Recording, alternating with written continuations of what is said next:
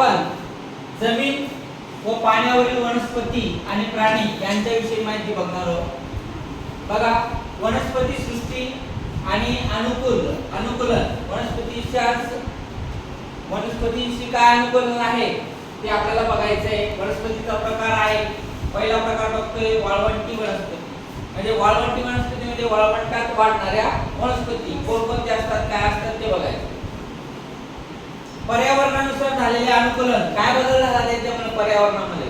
तर पाण्याचा अपव्यय टाळण्यासाठी पाण्याचे रूपांतर काट्यामध्ये झालेले. बघा, वाळवंटामध्ये पाऊस कमी पडतो. पाऊस कमी पडत असल्यामुळे त्याला वर्षभर पाणी पुरवावं लागतं. म्हणून त्याला जी झाडांना जी पानं होती ती पानं कमी होऊन हळूहळू कमी होऊन त्या पानांचं रूपांतर कशामध्ये झालेले? काट्यांमध्ये झालेले. प्रश्न येऊ शकतो, पानांचं रूपांतर कशामध्ये झालेले? तर काट्यांमध्ये झालेले आहे. त्याचे खोड कसं असतं? हिरवं असतं आणि ते मांसल असतात. म्हणजे काय? ते माशा, कीटक वगैरे याला खायचं काम हे वनस्पती करतात वाळवंटामध्ये आणि ते अन्न तयार करणं. याचं प्रमुख उदाहरण आहे कॅक्टस, ज्याला आपण निवडुंग असं म्हणतो मराठीमध्ये. काय म्हणतो आपण त्याला? निवडुंग. त्यानंतर बाभळीचे काटे पाहिलेले तुम्ही. बाभूळ जे आहे त्याला बारीक बारीक पानं असतात आणि त्याला जास्त करून काय असतात? काटे असतात. काय असतात? काटे. कोरफड सर्वांनी पाहिलेली आहे. ही कोरफड वगैरे काय कमी पाण्याच्या प्रदेशामध्ये येते. ठीक आहे, पुढे बघायचं आहे जलीय वनस्पती. जलीय वनस्पती म्हणजे काय? पाण्यामध्ये वाढणाऱ्या वनस्पती. मग याचं खोड जे पाण्यामध्ये वाढतात त्याचं खोड कसं असतं? एकदम मऊ असतं. खोड कसं असतं? मऊ असतं.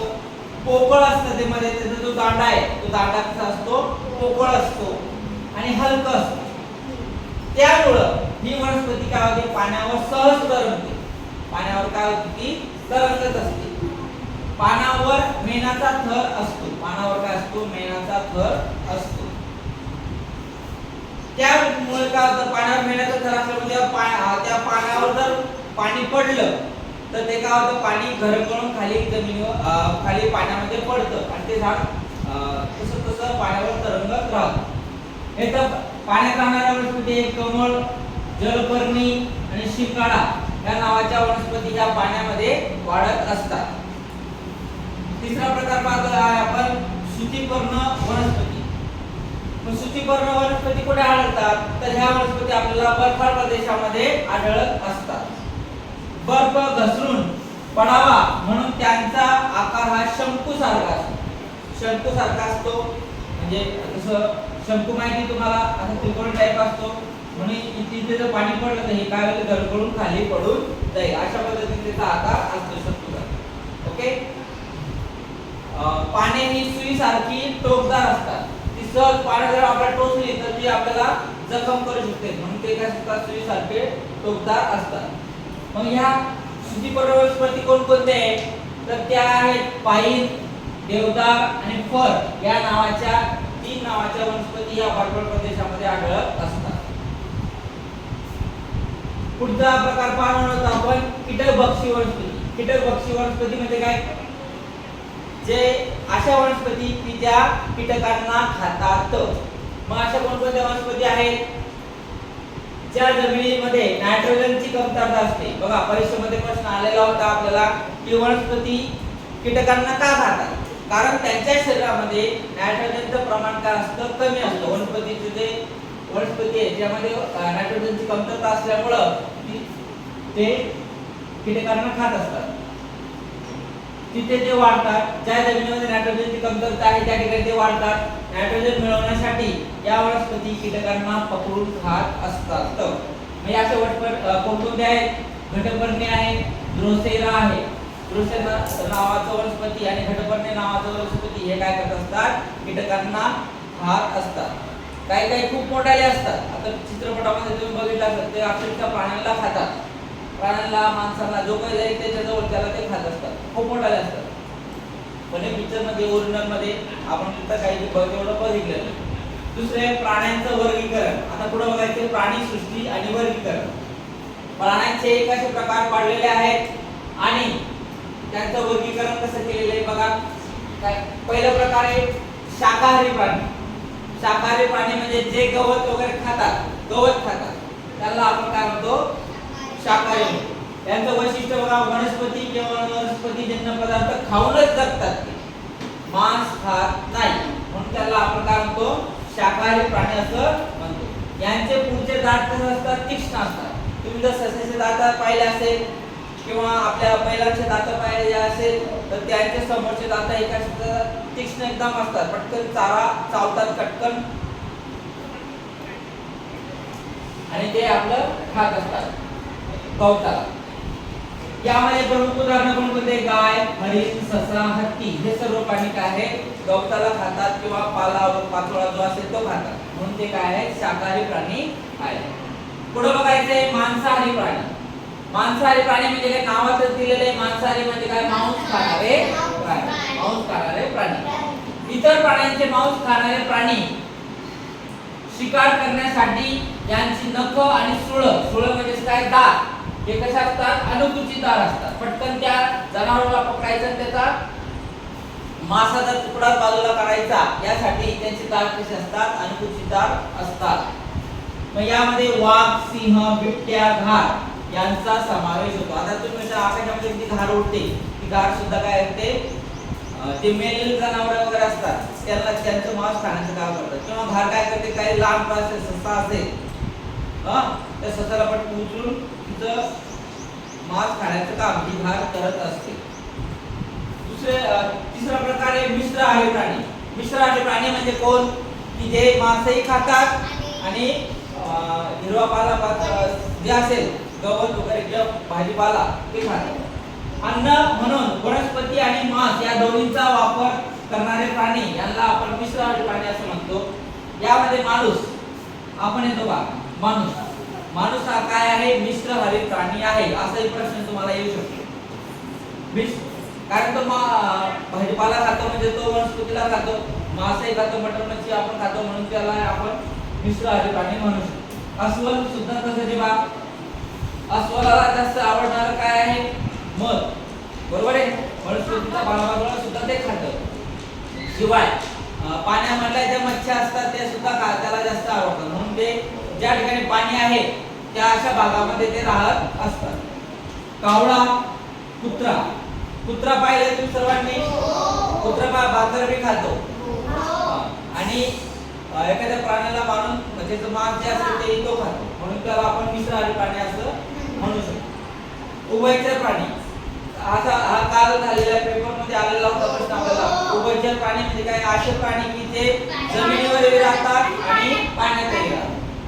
जे प्राणी जमिनीवर आणि पाण्यात अशा दोन्ही ठिकाणी राहू शकतात आणि श्वास घेऊ शकतात, अशा प्राण्यांना आपण उभयचर प्राणी म्हणतो. यामध्ये समावेश होतो सर्वात महत्त्वाचा बेडूक, टोळ आणि सालेमँडर या प्राण्यांचा समावेश त्यामध्ये होतो.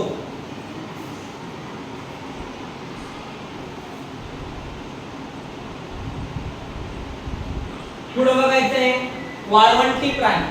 वाळवंटी प्राणी म्हणजे काय, वाळवंटात राहणारे प्राणी. वाळवंटामध्ये बघा शरीरात पाणी टिकवून ठेवण्याची क्षमता असते. बघा काही भागामध्ये वाळवंटामध्ये पाणी तुम्हाला दिसतच नाही, म्हणून उंट जे आहे ना, उंटच्या पोटामध्ये जवळपास एक टाकीभर पाणी राहील एवढं पाणी त्या उंटाच्या पोटात असतं. म्हणजे ते त्याला 3 महिने जरी पाणी नाही मिळालं प्यायला तरी तो जगू शकतो, एवढं पाण्याचा साठा त्याच्या पोटात असते. काही भागामध्ये पाणी जर मिळालं नाही तर अक्षरशः उंटाला कापतात आणि त्याच्या पोटामधलं जे पाणी आहे ते पाणी पितात माणसं. उंट उदाहरण काय देतं, उंटाला वाळवंटातील जहाज असंही म्हणतात. लक्षात ठेवा, उंटाला काय म्हणतात, वाळवंटातील जहाज. त्याचे पायाचे तळवे हे गादी सारखे मऊ असतात. गादी जशी मऊ असते तसे त्याचे तळवे जे आहेत ते मऊ असतात, गादी सारखे असतात, वर रुंद असतात, म्हणजे थोडे चौडच असतात. चालताना तो बरोबर सरळ चालू शकतो आणि वाळूचा रेतीचा त्याला काही परिणाम होत नाही. पुढे बघायचे बर्फाळ प्राणी प्रदेशातील प्राणी. बर्फाळ प्रदेशामध्ये हिमालय वगैरे अशा भागामध्ये राहणारे जे प्राणी आहेत ते प्राणी बद्दल माहिती. यांच्या अंगावर दाट लांब केस असतात. कशासाठी असते बरं हे केस? थंडीपासून त्यांचा बचाव करण्यासाठी. त्वचेखाली चरबीचा जाड थर असतो. त्याची जी चरबी असते, चरबी कशी असते? जाड असते, जो त्यांना अति थंडीपासून काय करतो? वाचवतो. यामध्ये ध्रुवीय अस्वल या प्राण्यांचा समावेश होतो. याक पाहिलं तुम्ही ना, वाय फॉर याक पाहिलेलं आहे ना, चित्र पाहिलेलं. पुढे बघायचंय आपल्याला पाण्यातील वनस्पती. काय बघायचंय? पाण्यातील वनस्पती. मग पाण्यामध्ये कोणकोणत्या वनस्पती असतात ते बघायचे. वनस्पतींचे प्रकार आहेत. पहिला प्रकार आहे पृष्ठभागावर तरंगणाऱ्या वनस्पती. सर्वांना माहिती उदाहरण काय असेल बरं? पाण्यावर तरंगणाऱ्या वनस्पतीचं उदाहरण सांगायचं आधी. कमळ. काय असेल? कमळ. यांची मुळं ही जमिनीत रुजलेली नसतात. जमिनीमध्ये रुजलेली असतात का? जसं हे लिंबाचं झाड असेल, पिंपळाचं झाड असेल, यांची जमिनी काय असतात? खोलवर खाली जमिनीमध्ये रुजलेली असतात.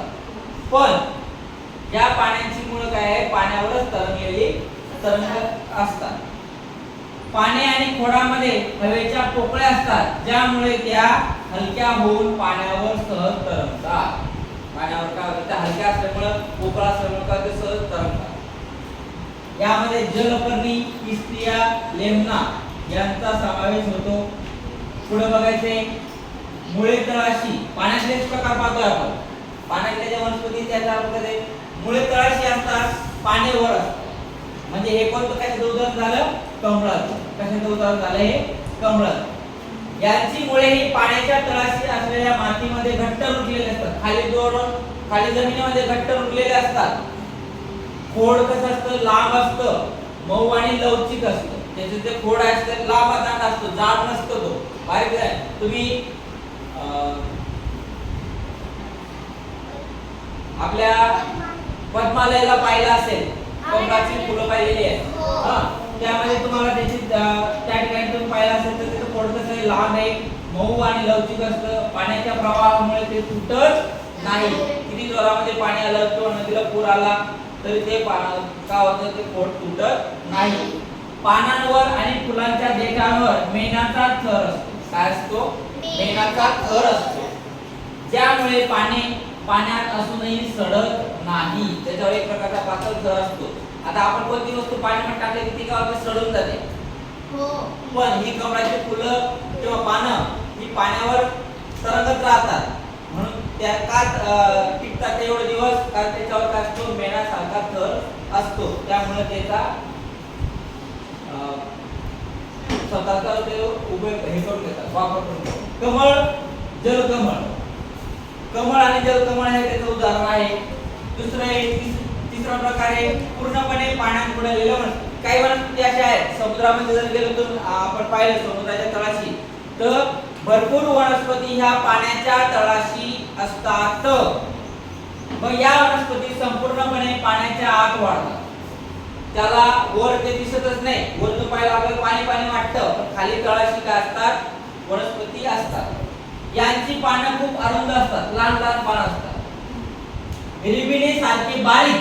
रिबीन पाहिली तुम्ही कशी असते? बारीक किंवा छिन्न भिन्न असतात. त्यामुळे पाण्याच्या वेगवेगळ्या प्रवाहाचा त्यांना अडथळा होत नाही. पाऊस अगोदर पाणी जर वाढलं किंवा कमी झालं तर त्यांना काही फरक पडत नाही.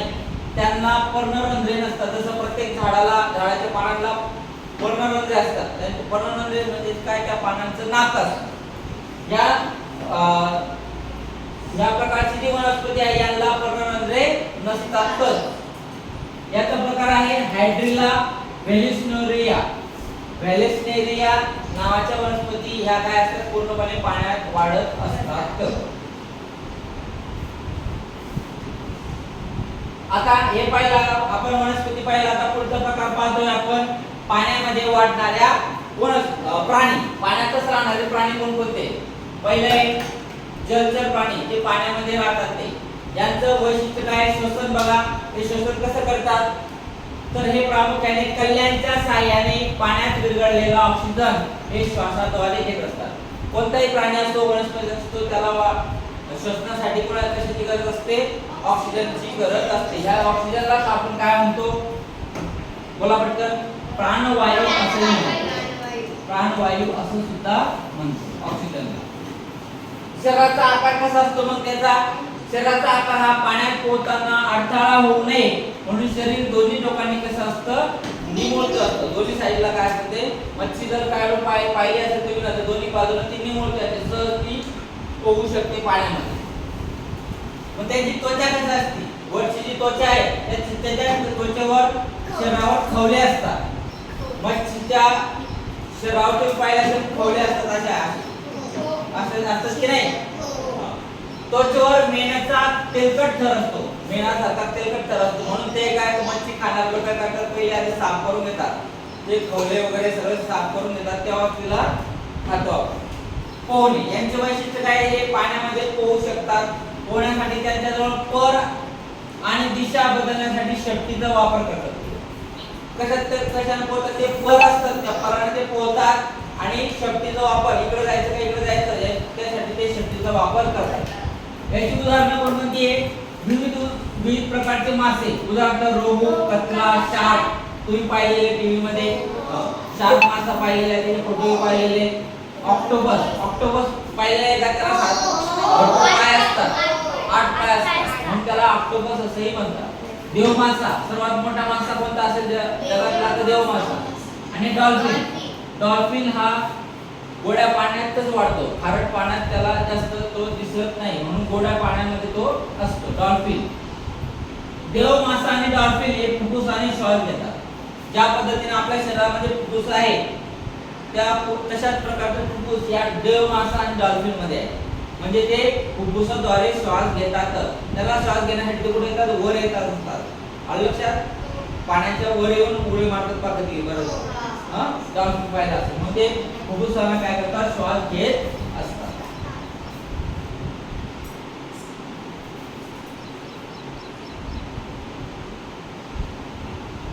पुढे बघायचे उभयचर प्राणी. काय बघायचे? उभयचर प्राणी. उभयचर प्राणी हे जमिनीवर आणि पाण्यात दोन्ही ठिकाणी राहू शकतात. जमिनीवर पण राहतात, पाण्यावरही राहतात. मग यांच्यामध्ये वैशिष्ट्य काय आहे? श्वसन. हे पाण्यात असताना त्वचेद्वारे श्वासोच्छवास करतात आणि जमिनीवर असताना फुफ्फुसाद्वारे श्वासोच्छवास करतात. म्हणजे पहा, देवाने त्यांना आपण त्वचेद्वारे श्वासोच्छवास करू शकत नाही, पण ह्या पाण्यात राहणारे जे काही जे उभयचर प्राणी आहेत उदाहरणार्थ मगर, कासव, त्यानंतर बेडूक हे पाण्यात असले की त्वचेद्वारे श्वासोच्छवास करतात आणि पाण्याच्या वर आले तर फुफ्फुसाद्वारे श्वासोच्छवास करतात. म्हणजे देवाने त्यांना तसं बनवलेले. पोहणे यांच्या पायांच्या बोटांमध्ये त्वचेचे पडदे असतात. त्याचे पायाचे एकमेकाला चिकटलेले असतात. दिसताना आपल्या चार पण मध्ये काय असतं? एक प्रकारचा पडदा असतो. त्या पडद्याद्वारे ते सहज पाण्यामध्ये काय होतात? पोहू शकतात. जे वल्ल्यासारखे काम करतात यांची त्वचा नेहमी कशी असते? ओलसर आणि गुळगुळीत असते. बेडकाला तुम्ही हात लावून पहा, पकडून पहा, ते सट्ट लगेच हातात सट्ट जातात. का? कारण त्याची त्वचा कशी असते? ओलसर असते आणि गुळगुळीत असते. बरोबर? याचे उदाहरण पहा, बेडूक, टोड, सॅलेमँडर अगोदर पाहिलेले आपण. जलपक्षी. आता जलपक्षी म्हणजे तुम्ही जलपक्षी म्हणजे काय? पाण्यामध्ये राहतात का ते? नाही. ऐकून घ्या. पंख आणि पिसे हे त्यांचे काय असतात? तेलकट असतात. पंख आणि त्यांचे पिसे काय असतात? तेलकट असतात, ज्यामुळे ते पाण्यात ओले होत नाही. पाणी जरी पडले किंवा पाण्यात जरी गेले त्यांचे पंख ओले होत नाही. मासे पकडण्यासाठी चोच लांब, त्यांची चोच काय असते? लांब असते आणि तीक्ष्ण असते. पायांची बोटे पडद्याने जोडलेले असतात. उदाहरणार्थ बदक, सर्वांनी पाहिलेलं आहे. बदक पाहिलेलं आहे ना? मग यामध्ये मासे खाणारा पहा, बदक पक्षी आहे, बगळा आहे, खंड्या पक्षी आहे. खंड्या पक्षी पाहिलेला असेल तुम्ही ना?